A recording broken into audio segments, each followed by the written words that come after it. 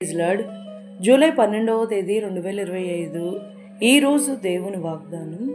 యెహోవాను ప్రేమించు వారలారా, చెడుతనమును అసహ్యించుకునుడి, తన భక్తుల ప్రాణములను ఆయన కాపాడుచున్నాడు. కీర్తనల గ్రంథం 97వ అధ్యాయం 10వ వచనం.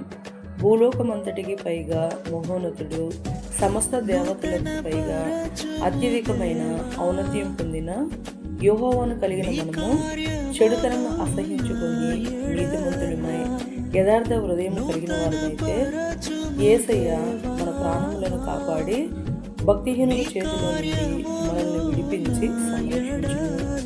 ఈ రోజు వాగ్దానం మన జీవితంలో నెరవేరాలని కోరుకుంటూ జీసస్ ఈజ్ ఫర్ బైబిల్ పరిచర్యలో మీ సహోదరి సుమా.